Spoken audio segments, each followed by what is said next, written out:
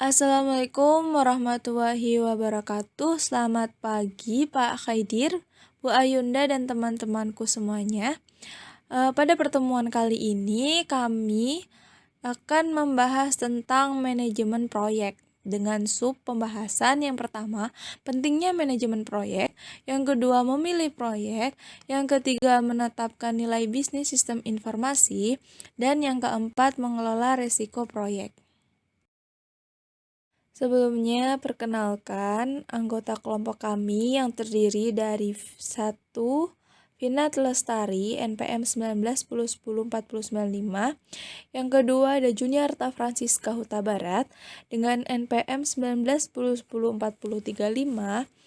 Dan yang terakhir Didi Permadi dengan NPM 1910104133. Pentingnya manajemen proyek. Pengembangan suatu sistem yang baru harus dikelola dan diatur secara hati-hati, dan cara suatu proyek dilaksanakan menjadi faktor yang paling penting dalam menentukan berhasil atau tidaknya suatu hasil akhir. Suatu proyek pengembangan sistem tanpa manajemen yang tepat akan mengalami konsekuensi-konsekuensi sebagai berikut. Yang pertama, anggaran yang sangat berlebihan. Yang kedua ada pengeluaran waktu yang tidak diharapkan. Dan yang ketiga ada kinerja teknis yang kurang dari yang diharapkan. Dan yang terakhir kegagalan mendapatkan manfaat yang telah diantisipasi.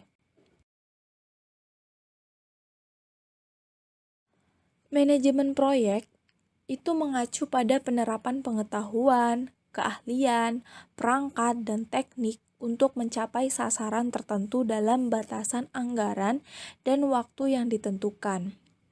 Manajemen proyek untuk sistem informasi harus menangani 5 variabel utama, yaitu cakupan, waktu, biaya, kualitas, dan risiko. Memilih proyek. Pengendalian manajemen atas proyek sistem berikut disajikan tingkatan manajemen dalam hierarki yang bertanggung jawab atas aspek-aspek tertentu dari sistem proyek. Di sini terdapat 3 hierarki, yaitu manajemen senior, manajemen menengah, dan manajemen operasional. Puncak struktur ini adalah kelompok perencanaan strategis perusahaan dan komite pengawas sistem informasi yang bertanggung jawab dalam mengembangkan rencana strategis perusahaan yang mungkin membutuhkan diciptakannya sistem baru. Kemudian untuk komite pengawas sistem informasi merupakan kelompok manajemen senior dengan tanggung jawab untuk pengembangan sistem dan operasional. Komite ini terdiri atas kepala-kepala departemen dari pengguna akhir dan dari bidang sistem informasi.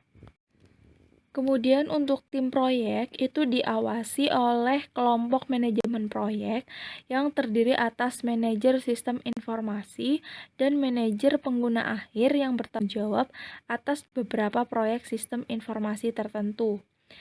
Tim proyek tersebut secara langsung bertanggung jawab untuk masing-masing proyek sistem. Tim ini terdiri dari analisis sistem pakar di bidang bisnis, pengguna akhir yang relevan, programmer aplikasi, dan mungkin juga pakar bisnis data. Percampuran keahlian dan ukuran dari tim proyek bergantung pada sifat khusus dari solusi sistemnya. Menentukan nilai bisnis dari sistem informasi. Biaya dan manfaat sistem informasi. Manfaat berwujud dapat diukur dan memberikan nilai uang. Manfaat tidak berwujud, seperti layanan konsumen, lebih efisien, atau pengambilan keputusan lebih baik, tidak dapat diukur, tetapi dapat menghasilkan keuntungan dalam jangka panjang. Model penentuan harga opsi nyata. Model penentuan harga opsi nyata atau Real Option Pricing Models atau ROPM menggunakan konsep dari penilaian opsi yang dipinjam dari industri keuangan.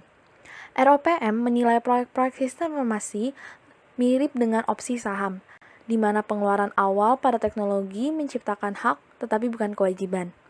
Untuk memperoleh keuntungan yang terkait dengan pengembangan dan pelaksanaan teknologi tersebut di masa depan, selama manajemen bebas untuk membatalkan, menunda, mengulangi, atau memperluas proyek tersebut.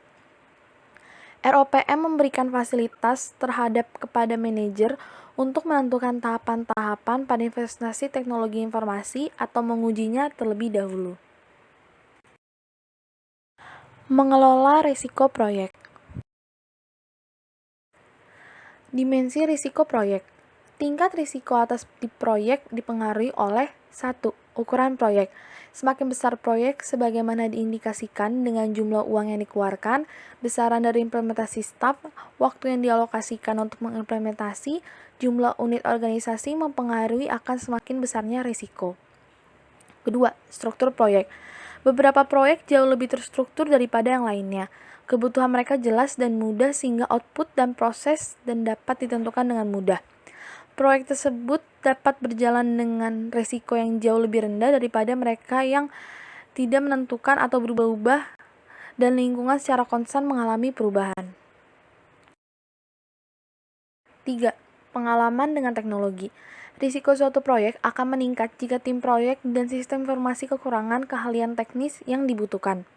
Jika tim tidak akrab dengan perangkat keras, perangkat lunak, sistem, dan sebagainya, maka sangat mungkin bahwa proyek akan mengalami permasalahan teknis atau memerlukan lebih banyak waktu untuk menyelesaikan karena kebutuhan untuk menguasai keterampilan yang baru. Manajemen perubahan dan konsep implementasi. Yang pertama, konsep implementasi.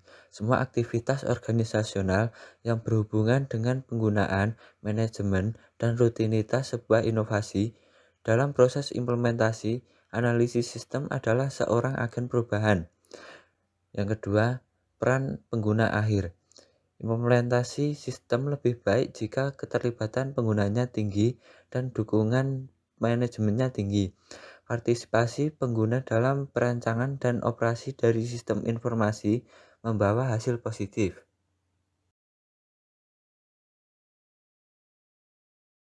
Selanjutnya yang ketiga, dukungan dan komitmen. Proyek sistem informasi mendapatkan dukungan dan komitmen manajemen pada berbagai tingkatan.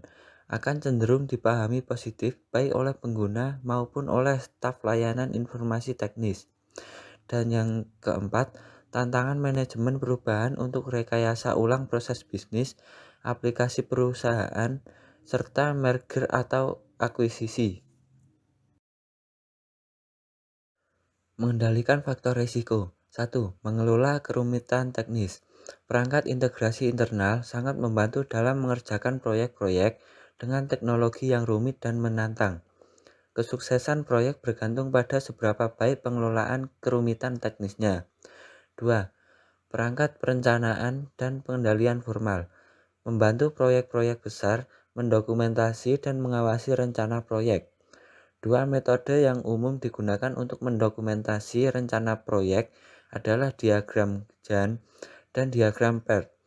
3. Meningkatkan keterlibatan pengguna dan mengatasi penolakan dari pengguna.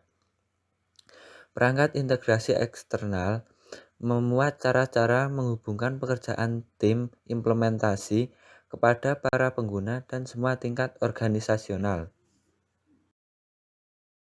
Kesimpulan dari materi yang telah dipaparkan yaitu manajemen proyek harus dilaksanakan dengan baik.